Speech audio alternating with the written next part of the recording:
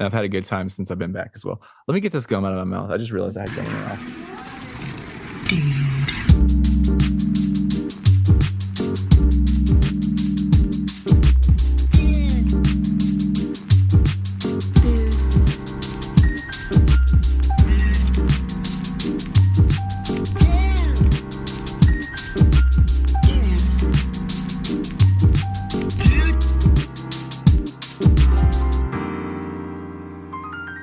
Welcome to Streaming with Two Dudes, a podcast about all things streaming. Each episode, we break down some of the best series, songs, movies, and shows. I'm One Dude Parker.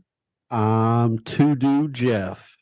And dudes, this month our theme is Two Dudes. Where's my car?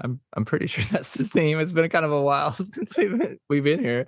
But this episode we were talking about Ford versus Ferrari. That's Jeff's pick. But first, Jeff, what else have you been streaming? So if you'll remember, it might have been a couple of months ago, we were talking about how just the romantic comedy was dead. I had given it another try with, I think it was called Your Place or Mine. Had high hopes because it had Ashton Kutcher, Reese Witherspoon, and I don't know, it just didn't do it for me. So I'm like, yeah, that genre is just dead. There's little hope. But I did give it another chance.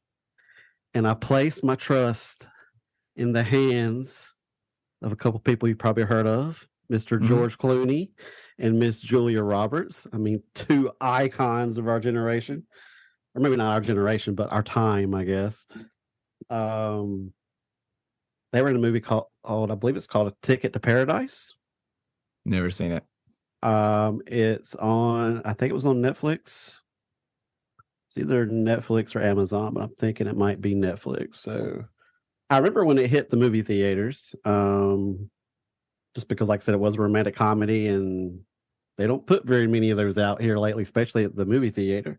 Right. But I'm going to say it was actually pretty good. It gave me a little bit of hope that maybe there's still a little life left. It's probably still a little bit on life support, romantic comedy genre, but it was pretty good. I would definitely recommend it. I mean, George Clooney, Julia Roberts, excellent as always. They work well together. They have awesome chemistry.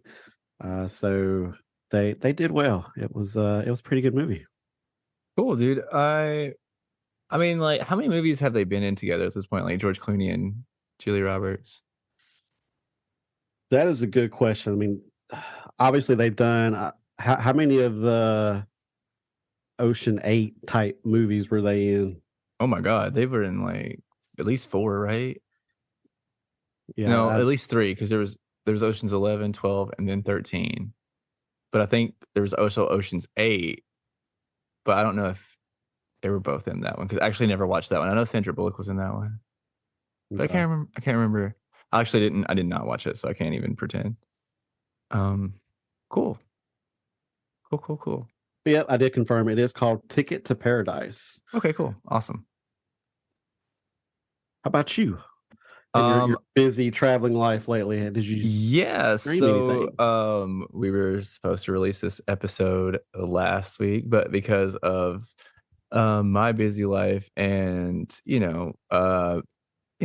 my anxiety levels, I was not able to record on the night that we were doing this because I was preparing for a trip to New York City, the first time I'd ever been there. So that was a blast. I had such a fun time. And then we took one day down to DC. Me and one of our mutual friends, went down there to DC, and spent the day down there for her birthday. And I saw I think I mentioned it on the podcast before, but I saw Beetlejuice the musical again down there. That was really fun. But I will talk about something that I've been streaming kind of live, actually. It's been on Bravo. I'm sure some of the people, especially the ones that already know that, like, I'm into like the sloppy reality shows sometimes. Like, we've talked about a lot, like Love is Blind, obviously. And then I've previously mentioned that, like, I went through a phase where I was into like the Bad Girls Club. And now I'm going to talk about Vanderpump Rules. Like, that show is crazy. I actually just got into it like a couple of weeks ago from a friend, and They got me into it. Super, man, like, and I literally could not have gotten into it, like, I guess at a better point because, yeah, there's like infidelity going on, and like this show's been going on for I think like 10 seasons, I'm pretty sure. And so, yeah, it's just like this thing like is just happening. Like these people that have been together on the show, like some infidelity is coming up just now in the show, so it's nice and juicy. Yeah, it's called Vanderpump Rules. It's on Bravo, and I'm pretty sure you can catch reruns on like Hulu and stuff like that. I'm pretty sure, Sweet. but yeah, super fun. So Jeff, Ford versus Ferrari. This is your pick. I'm sure there's tons of information that you can tell me about this film. Yeah, there's definitely some interesting stuff out there. Of course, the two big heavy hitters in the movie, Matt Damon and Christian Bale, neither need any kind of introduction. They've been in a ton of stuff. Just two phenomenal actors. They're two of the guys that in the industry that can play a wide range of roles. I mean, you can literally stick them into anything, Yeah. and they're generally going to do a stand up job. Christian Bale probably personally responsible for getting me reinterested in the Batman franchise again. Oh, for sure. Um, just and Matt Damon, gosh, I love Matt Damon just about everything he's been in. Uh, so a movie with them two guys is going to have high hopes regardless. Who would you be your favorite out of those two? Would be Christian Bale or Matt Damon? Ooh, wow, that's a tough one. Um, I mean, I feel like the answer is easy, but yeah. well, Uh, I would probably lean towards Matt Damon only really, because, and it's not even necessarily that I like his movies better. I just find him more likable. as a person. Yeah, Okay, I maybe. could see that. I could see that. Um, but, but yeah, now Christian Bale probably does more of the type of movies I like a little better. Yeah. But yeah, those two guys are awesome. Yeah, Uh, if I was having a beer with somebody, it would be Matt Damon. But if I wanted to like pick an actor, it would be Christian Bale for sure. Because he's just, I don't know. I feel like he's one of those that like transforms himself on like every role that he's in, you know? And Matt Damon's always like Matt Damon, you know? yeah, But like I've even seen Christian Bale like recently in films where I'm like, I didn't even realize it was him. I think it was like in Thor, the new one, the Love and Thunder. He okay. was like the main villain in that, and it took me like 30 minutes before I was like, "Holy shit, that's Christian Bale," you know. And then, and once I realized it, I was like, "How did I not realize it was him?" But like I said, he gets so lost in characters sometimes that I'm just like, yeah. And like when there's such like a high profile actor like that, and it still is they're able to do that, it just blows my mind. So love Christian Bale, 100% better than Matt Damon as far as acting goes. Yeah, well, that will tie me into my first fact on this. All right. According to Matt Damon, Christian Bale had to lose 70 pounds before filming began. Phew. He had previously gained a lot of weight for his role in the movie Vice in 2018 and had about 7 months to lose it all. When Matt Damon asked him, "Hey, dude, what was your secret in losing all that weight?" He was like, "I just simply didn't eat." So, not the best diet I would recommend, but yeah, like you said, Bale's one of those guys that he takes on many different looks in a lot of the roles, and he completely sells out to it. Definitely dedicated to his craft. He also took driving lessons at the Bondurant High Performance Driving School. So he was definitely prepping for the role as best he could. He also got to hear stories of the actual 1960s racing scene because the founder of the school that he went to was a good friend of Ken Miles. So he got a lot of inside Oh, cool. information. So it was kind of neat there. And actually, Matt Damon said the number one reason he wanted to do this movie. I found this a little bit surprising, not because of the reason, but because of the fact behind the reason. He wanted to work with Christian Bale, which tells me they never worked together before. Which I Yeah. found that's what I found interesting is two of those guys, as many movies they've been in over the years. Evidently, this was the first time. Not unless he has worked together, and he was just saying that he really wanted to do it again. But I kind of Right. took it as they had worked with him before. Actually, Jim Caviezel was originally set to play Ken Miles. Oh, I do like Jesus.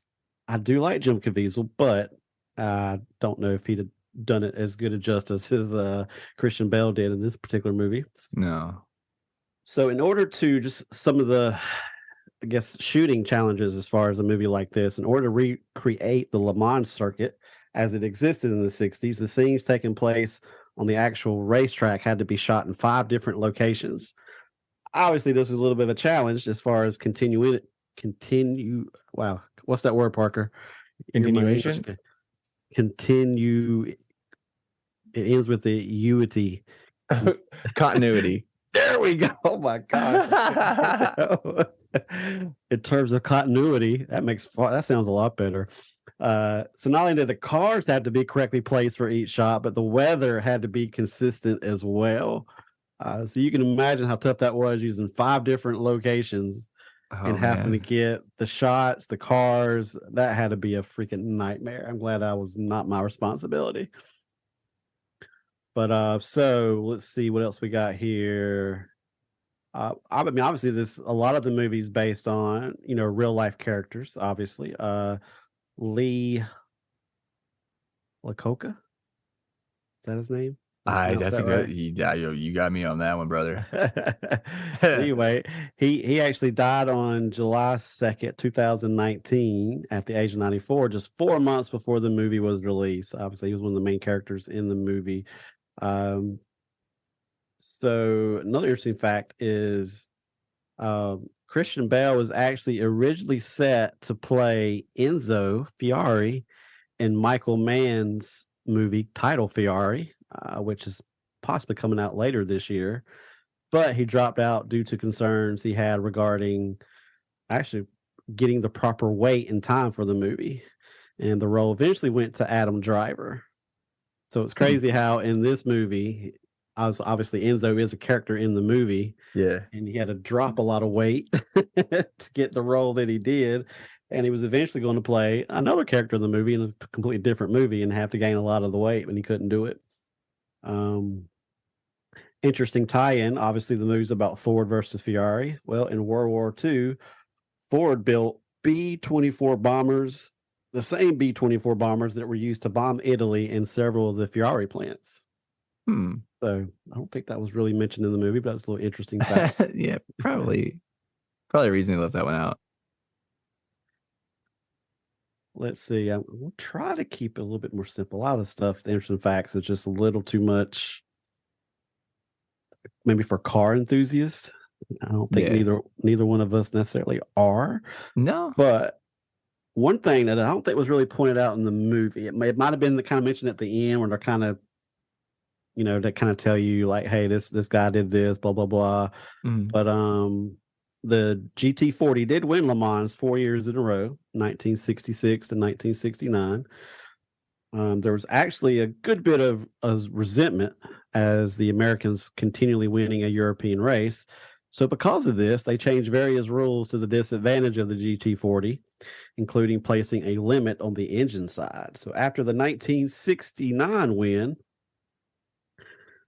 not the best of sportsmanlike, but the rules were changed so drastically that it basically prevented the GT40 from ever being allowed to enter ever again.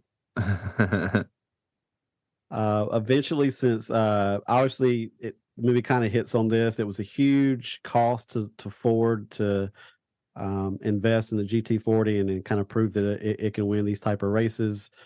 So after they won the first two, Henry Ford kind of said, you know what, we went after my goal. It's one of those where I don't know how accurate the movie portrayed his real life character, but he kind of comes across as like, don't double dog dare me type thing, and Right. I'll go to the ends of the world to prove you wrong. That's kind of what this felt like, Yeah. and it's like he accomplished that, and so at that point they quit, putting so many resources to the GT40, and even though they won a third and a fourth time, the third and fourth wins were not actually by Ford owned teams, but by independents. So he was actually only involved in the first two wins. Ford actually distanced themselves from the film before it was released because of its portrayal of Leo Bebe or Bibi as an antagonist. So evidently, the may not have thought that was a true representation of the real life character. It's possible it wasn't. Hollywood likes to create, Somebody's got to be. yeah, a little bit more entertainment purposes. A little dramatization never hurt anybody. Exactly. So, any idea what you think Matt Damon and Christian Bale said their favorite scene was to film? Oh man. Maybe the wrench throwing scene. No, but it's very close. It was actually their fight scene, if you Okay. Oh, the remember. one dude, that was one of my favorites. That was one of Yeah, my favorites. that was great. And they had joked how, obviously, with the movies they've done, Matt Damon coming from the Jason Bourne series, Christian Bale obviously in Batman and all his other ones. They said it's funny how they've had numerous fight scenes that you would rehearse weeks, train weeks just for a particular fight scene. They were like, yeah, we may have rehearsed 15, 20 minutes for that particular scene. That's which awesome. which to me made it so great. Yeah. It was just it was funny. It looked like an Uh, actual fight. yeah. All right, so that's all. I think that's gonna be all I'll throw out there. I might throw in a Okay. couple more as you're giving your what I think is going to be an A recap. Oh boy, are you wrong about that? Oh man. So I haven't okay, so I'm gonna tell you. So I watched this movie. I actually watched it about 2 weeks ago. And then my plan was to watch it, like once we like moved the podcast. And I was like, okay, well, I'm definitely gonna have to rewatch it. And it's the only time I've watched it. I watched it 2 weeks ago. And that's before I went to New York and all of that. So that's happened before that. And I was like, oh, I'll definitely catch it, when I get back before we, do the podcast. I'll watch it again to recap. And they had taken it off of what was it, Hulu? I think they took it off. And so I was like, well, I'm obviously not renting it. So I'm definitely not gonna be an A plus this week. So yeah. Be prepared for probably the worst grade that I'm ever going to get on this podcast. Well, it is the end of the school year, so everybody's just kind of Yeah, it's the end of the school year, bro. Fucking, it's ready for summer. I'm ready to get on the beach, and Parker's like, I already know I'm passing. I can afford one bad grade. right, exactly. Like, this isn't my final. This is like one of those tests that like you've already got the final grade submitted, and you just know that it's like, yeah, you just coast on it. There you go. But yeah, so I guess we will get into it. For those of you that have never listened to this show before, the way that we recap this show, me, a guy with ADHD, watches the movie, takes absolutely no notes, and tries to recap it completely from memory, in the form of an audio essay in which Jeff will grade me on at the end on basically a school grade of A plus to an F. A plus being like you watched the movie and you got every detail right down to the piston, and an F being like, bro, you did not watch Ford versus Ferrari. You obviously watched Cars. So yeah, we are going to get into this horrible, horrible rendition. And I promise you that I did watch the movie. I did not watch Cars. Although it's still a good movie. Definitely Well, recommend Cars. well, to your advantage, it's probably been a couple of weeks since I watched the movie. So Okay, cool. So we're on the same page. So like yeah. whatever I remember, you're just gonna go along and nod your head. Cool, cool, cool. Awesome. So we're going to start out with Matt Damon, who is I'm actually probably gonna do, at least for most of them, their actual character names this one, because I feel like I can do that better. Um but yeah, I'm totally gonna mess this up. I'm so ready to mess this up. It's not even funny. So we start out with Shelby. He has been injured. He's no longer able to race. And meanwhile, Ford is also, trying to, you know, become the best like leading in like car manufacturing. So they are coming up with this plan to buy Ferrari, and so, like they're coming up with this plan and they want to win. And like, this is the thing that is like, I have no idea what any of these races are. I know that like there's like the Le Mans, which is like this 24-hour race. And Ferrari, is always won. Ford hasn't even finished. And so like they're being like real antagonistic about it. And I believe that the deal is right. Like part of the sale is that if Ford can beat Ferrari, then they'll sell, right? Is that's how it goes? Is that what it is? Um, Because like I said, I'm not a car dude, so I kind of like I know that's like a catalyst for this whole movie. yeah, It's like what the reason was, like why they yeah. had to. I remember But he made a trip out there. yeah, Um, and I know I just remember it didn't go well. okay. So yeah, so like So I don't basically know. like yeah, so basically like they get into like a disagreement there. Maybe it was maybe Ferrari was just kind of like offended by the idea. And so Ford like they take it upon themselves to defeat Le Mans and BB who I forget like what his exact place is in the Ford world. He he, he gets Shelby on board to wasn't he the one that hired Shelby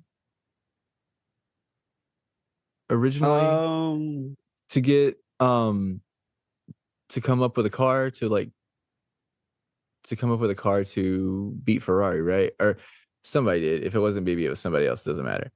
So Shelby decides to, design this car. So he tries to get his friend Miles, who is a racer and he's like this engineer. Tries to enlist him to help him design this new car. And at first like Shelby's kind of against it, and he gets like offended. He throws a wrench at Shelby. Oh, I'm sorry, Miles is against it. He throws a wrench at Shelby, and then uh, Shelby tells them to like frame this wrench, and Molly, Miles's wife, she's like all for it and everything. Then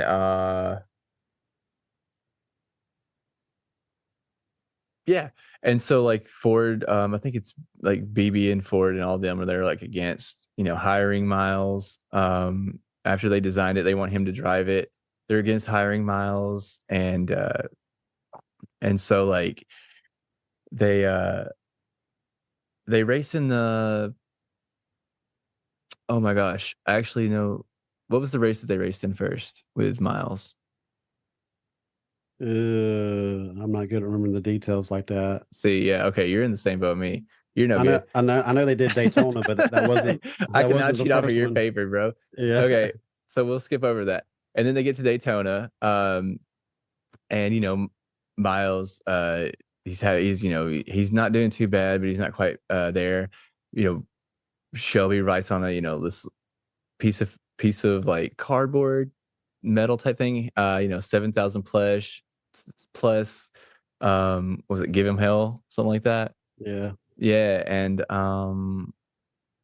so he does, and he winds up winning that race.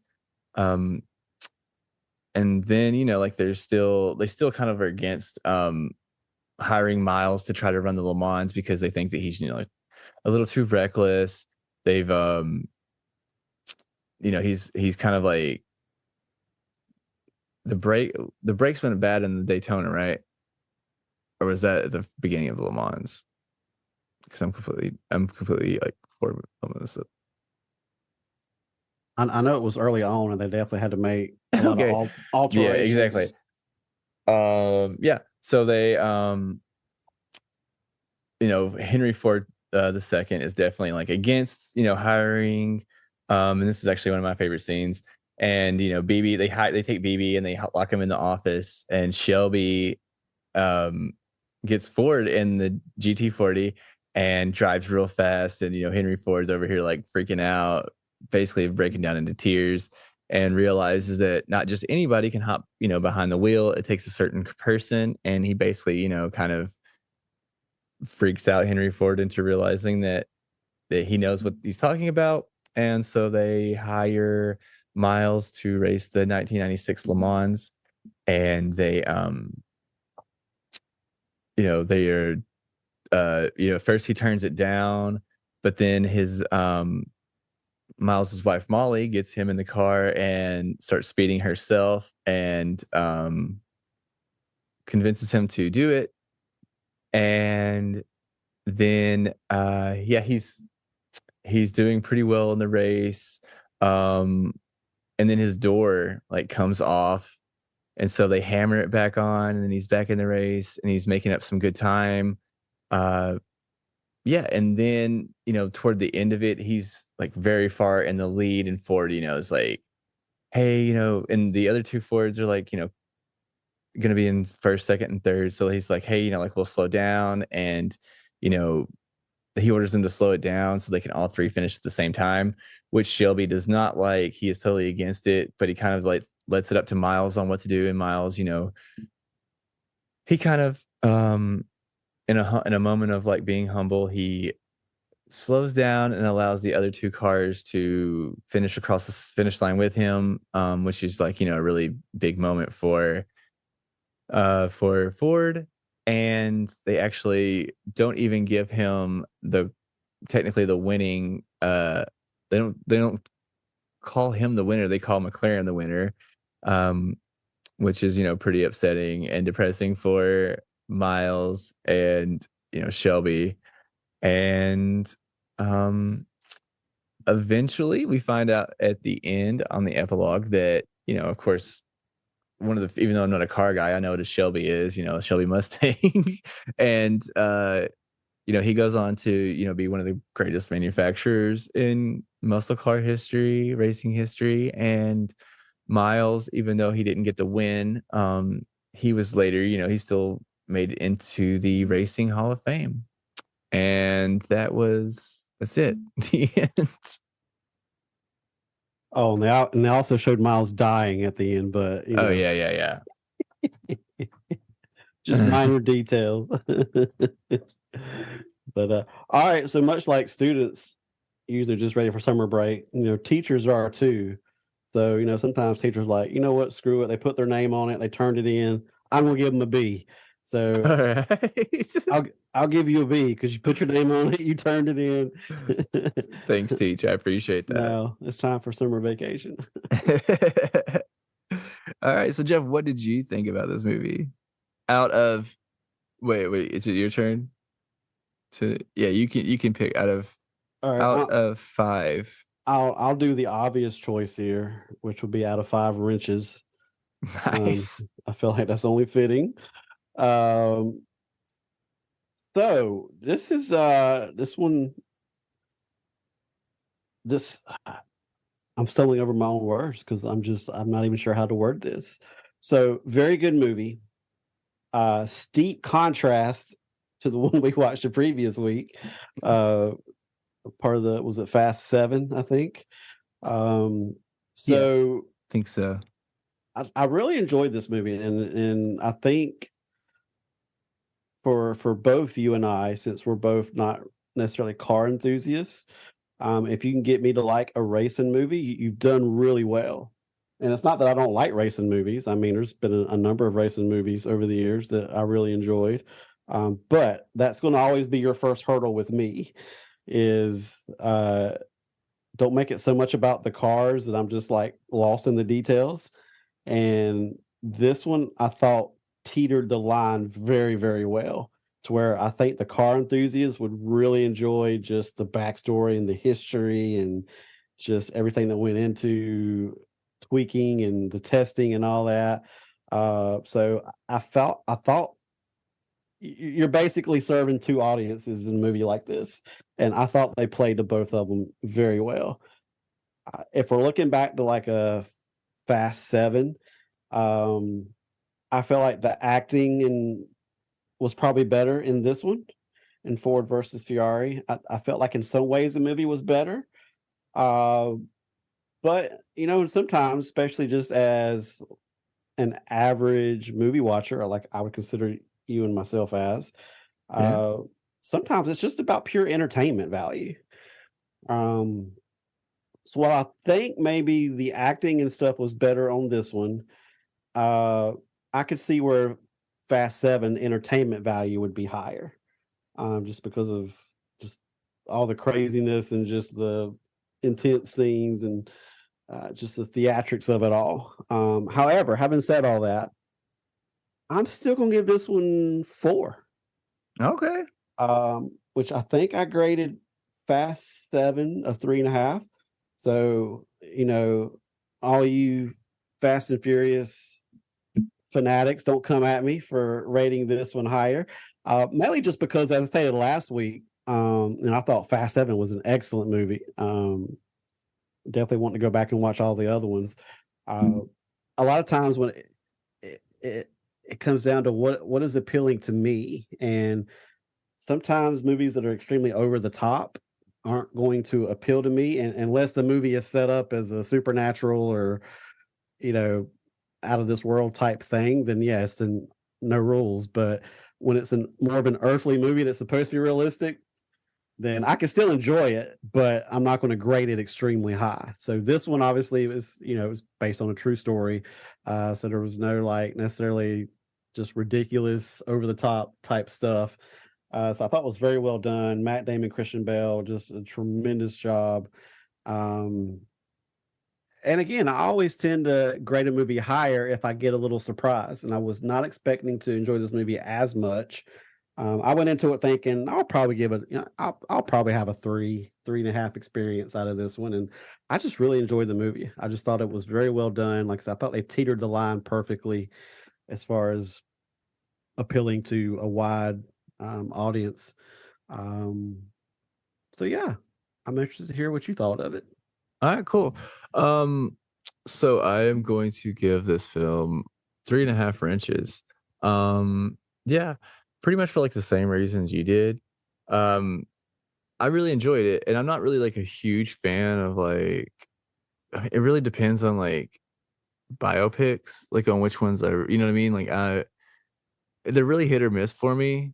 Um, but I think this one helped knowing that, like, I didn't really know the people, you know what I mean? Like, I wasn't really familiar with, who we were covering other than, like, you know, Shelby, and I didn't even know who that outside of, like, the name of the car, I didn't really wasn't really familiar with anything.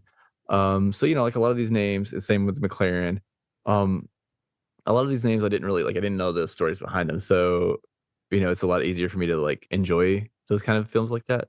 So, yeah, even though, like, I'm not, like, huge into, like, a car enthusiast, I was still able to enjoy it.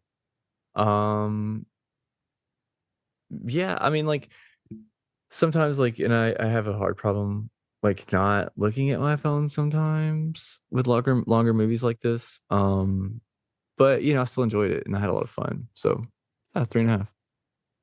Nice. Yeah, I feel like it's one of those movies where it was done well enough to where it would be difficult, I think, for anybody to give it below a 3.5. Yeah. But I'm not sure there'd be very many people that give it above a 4 either. So I felt like it was very safe in that 3 to 4 range, where it'd be very difficult for anybody to think it was a terrible movie or that it wasn't really good. Um, but there probably wasn't enough there for many people to think, dude, this is the best car related movie I've ever seen in my life type deal. Yeah. So yeah, definitely a very solid entry in the car movie Yeah. genre. I was actually surprised by it, I will say, like, I did enjoy it a lot more than I expected. Yeah. So, yeah. Sweet. Definitely glad I watched it. Thank you for that recommendation, my friend. So who is your dude or dud of the week? And I kind of have a feeling that we're gonna have the same one just because of this might be the second time in history that we've ever had the same one. But yeah, I'm ready to see who you are just based because I think it's gonna be the same one. Go ahead. Who is your dude or dud of the week? All right, I'm going just because I picked probably way too many dudes. I'm gonna go with a dud. Oh, sweet. Okay. And the let's make sure I get my characters right. I believe it's the Leo baby BB. Yeah, BB. I think he was the one that was totally against Miles, and um, obviously played the antagonist. So yeah, just and obviously I mentioned that Ford kind of distanced himself from the movie because of the way he was portrayed. So it may not have been an accurate portrayal, but we're grading the movie, not real life. So as Right. far as the movie, he's definitely my dud. I'm like, dude, come on, just and it just goes back to, Miles wasn't the traditional corporate guy. He's not the one, he just wants to go out and do his job and not have to worry about all the silly corporate stuff. Not kiss anybody's butt on the way, that kind of deal. So yeah, he's gonna be my dud just because he was just that guy. I love the guy that played him. I forgot what his name was, but I really like him. Yeah, He's been in a lot of stuff. yeah, he's one of those guys that like you see in like everything and you like him and everything, but you can never remember his name. He's always like playing Is, like is it, trying to I, think, I I can't remember, but trying to yeah. think, trying to think if it's like is it Joshua something? Joshua Jackson? I don't know. But anyway, so yeah, who you got, dude or dud? So yeah, I'm actually going to have a I'm actually gonna have a dude, and that's why I'm kind of surprised that you didn't do this because I'm gonna pick Molly as my dude. She's just like and it like I mean every scene that she was in, she was great, but I don't know. We always love a strong woman on this podcast, and I don't know. I love like he Miles is just like he's this real almost like an asshole to some extent, but like Yeah. Molly still puts him in his place, and I love it. Like she gives no shits. She will stand up to him more than any other man does in the show or in the movie. And yeah, I love it. Like she sees right through his bullshit, does not put up with it. And between like the speeding scene where she does that and like their station wagon, and then when they get into the fight and she literally just pulls out a lawn chair and just watches them, and then when they get done she just goes over and hands them like the cokes, and she's just like, all right, cool, you done. Love it. Yeah, so she is my dude of the week, 100%. We definitely got close to picking the same one because I had when I was considering a dude, I was like, I don't want to go too obvious on this one with a with either Shelby or Ken's character. yeah. But yeah, Ken's wife I thought would have been a solid choice for that, just because, like you said, we uh, so oftentimes movies replicate real life, and in so being, it's usually the woman that's the voice of reason, and Yeah. in the midst of chaos and just guys being complete idiots. Well, I mean, in all fairness, that's I mean, like I hate to talk about but like they are usually the ones that will keep us in check. Yeah. So fair point. So, but yeah, good stuff. Yeah, loved it, loved it. Um, so you got any questions for me this week? So, sticking with the theme of cars, I'm curious. We talked about before, like the first car, Yeah. and hopefully the answer is a little bit different. But especially since these cars were, about Mustangs and Ferraris, and do you have that one car that you were like, man, that was the car I was like either most proud of, or that was the closest thing I had to like a sports car type deal, Oh or yeah.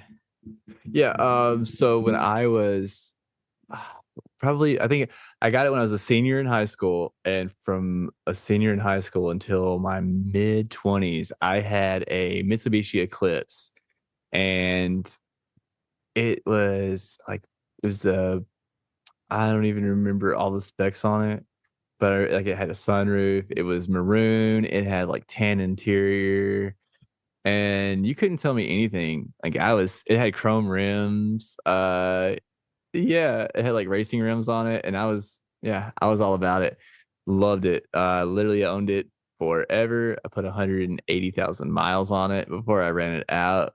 Yeah, it's probably one of my favorite cars that I've owned, and I've owned like several at this point. But it was obviously like very small at the same time. I remember like I could only fit like three people in it. Anything more was just like amazing. So it was literally like one person in the front, like me driving, one person in the passenger seat, and then one person like would do like the feet on one side, and then they would sit their butt on the other side of the seats. So yeah, that was mine. What about you, man?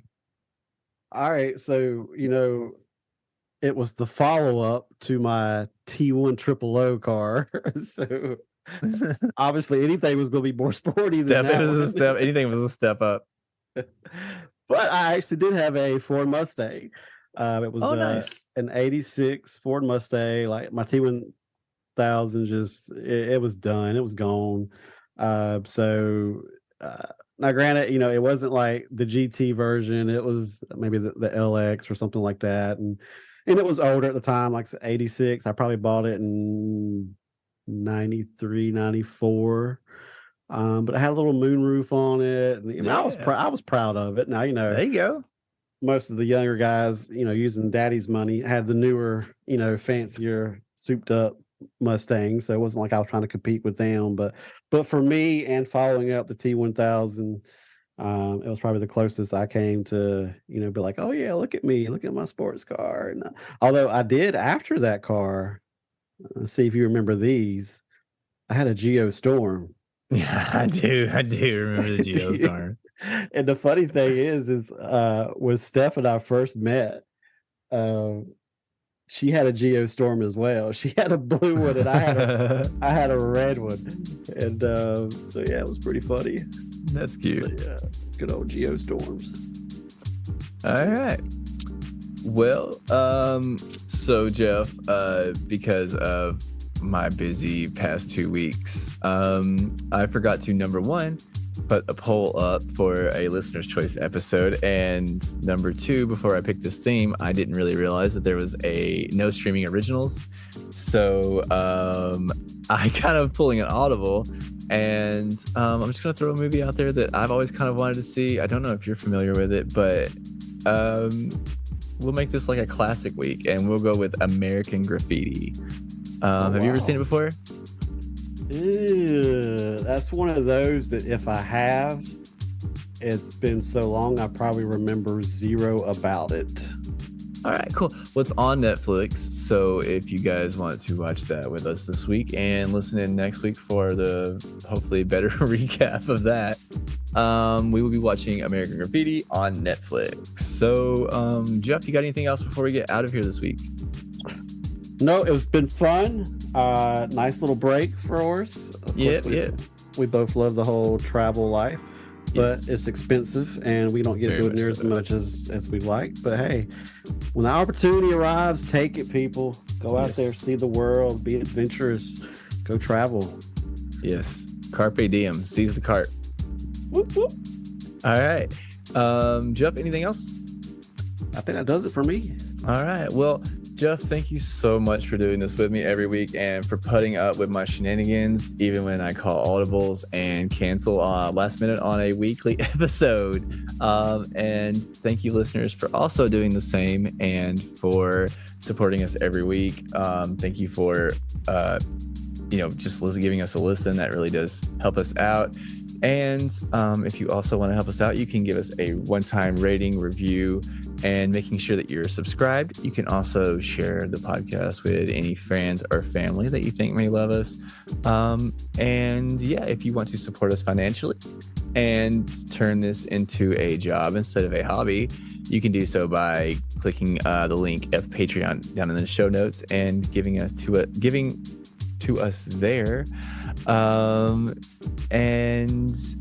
Yeah, thanks again, and remember, 7,000 plus, go like hell. Peace out. Nice. That was a good episode, I think. Even though it's kind of short, I think it's gonna be good. That's good to have short ones mixed in.